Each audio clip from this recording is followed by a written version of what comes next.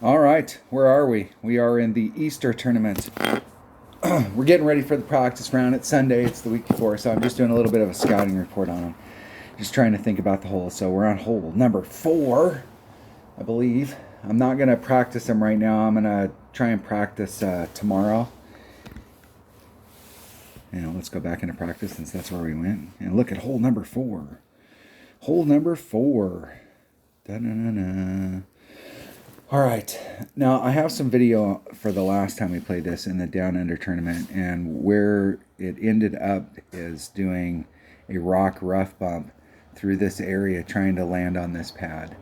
So if we draw a line from that and we do the arc, so if we could get this kind of distance, we'd be the same as what we would be on the island. We'd have the same shot. The deal is here is that you can get up in a spot where these trees are in the way.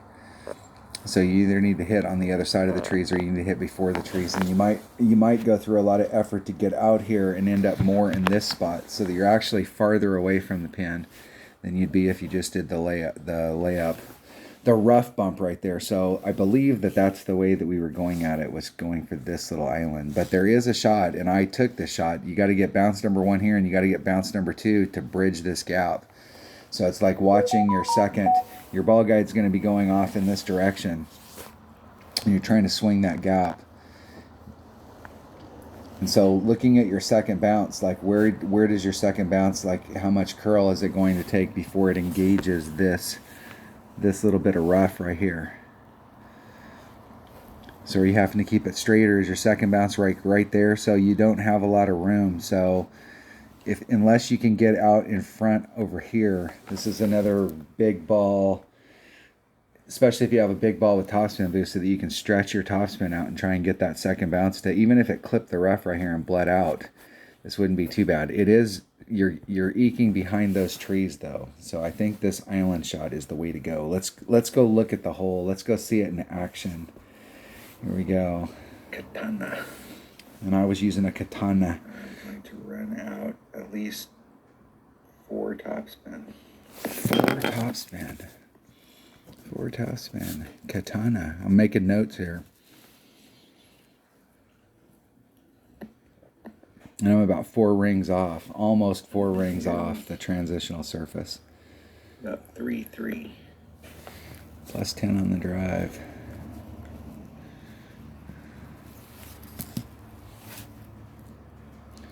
Let's watch where the second bounce goes and see if the second bounce is to the right. And on the right hand side, here. I hit it the rough is to the right deeper. in the front, and I was able to make it through. You got to go see if I farther. could get the same spot. That is a real. That is, if I hit it great to the right, that's actually like the perfect spot, and the perfect is pretty damn good, and the great to the right is just picks me up a little more distance. Now my opponent's got a 1 power ball. You can see where the red line's one at to right the left here. right there is about as far. Let's turn the volume off so I'm not talking. No, I'm not talking over myself. So you can see where the red line's at with a 1 power ball. So thinking of up here with a 3 power ball, you're going to be in this narrow part of the fairway, but you're trying to get over into this. So the distance from here over on a second bounce to try and get the trajectory that you want is pretty far, whereas if you can bring out a bigger power ball and get up here into the neck, you're definitely shortening up that second bounce distance that you need. But the farther forward you go in the shot, the more curl you're going to need, because you're actually you're pushing yourself out so that your curl is going to more than likely end you up in the sand. If you want to make it around the bend, this is really APOC or rock time. Bringing out the rock, and instead of trying to bounce onto the island, trying to get the max overpower. But I don't know that it has enough raw power to get you up here into the spot that you want unless you use the 5 power ball. And even then it may not be enough. Let's see where they set it up.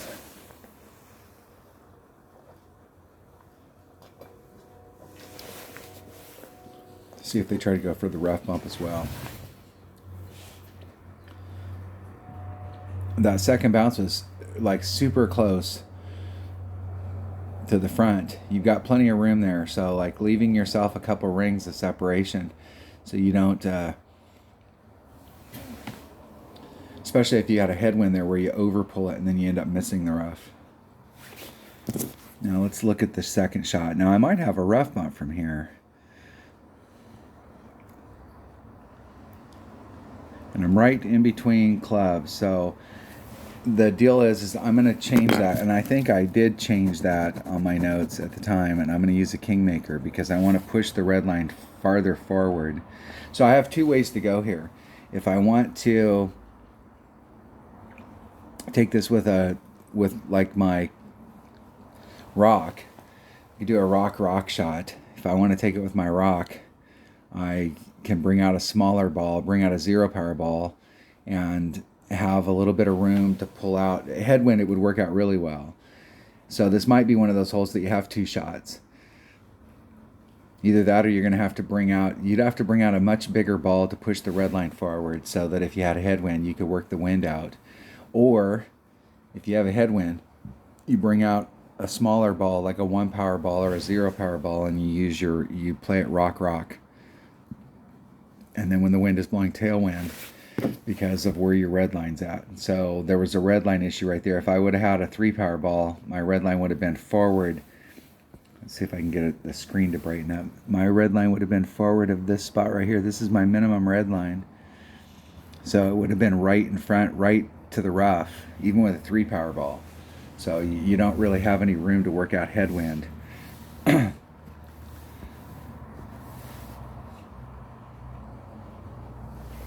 This might actually be, I'll have to go down there and see on the drive, like how close I was to the red line. I actually think I pulled back from the red line. So it would be the difference between long iron and, so this might be a hole to play a Goliath on. Because a Goliath, there's no transition, the red line is like a real quick line. And a Goliath will get you up there so that you can play it. But it would still be better to play with a 3 power ball. Then you can work out headwind and tailwind. But I think we have more of the low power, like taking it with a sniper at minimum club.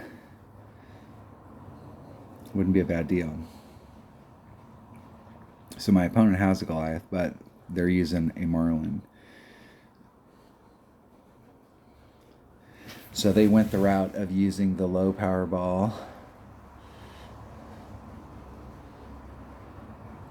So it wouldn't be your driver, it would be your wood. I see I was talking all that shit about that, and then I made a mistake the whole time. So if it was a minimum club, it'd be like 1.3 per ring. So this would be about a 3-ring pull. Curious to see where that second bounce is. Pretty great to the right. There's bounce number 1. Just missed the rough.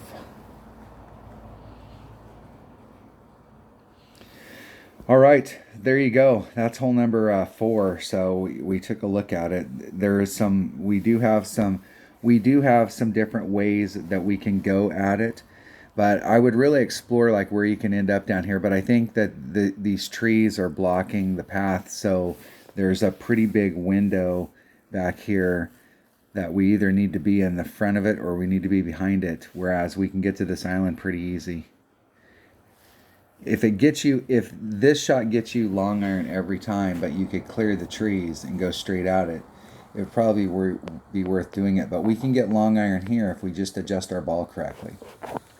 So if we want to use our long iron and we don't want to use Goliath, we'd have to bring out like a 3 or a 4 power ball, not for the drive, but for the second shot, to set the second shot up to get our red lines right.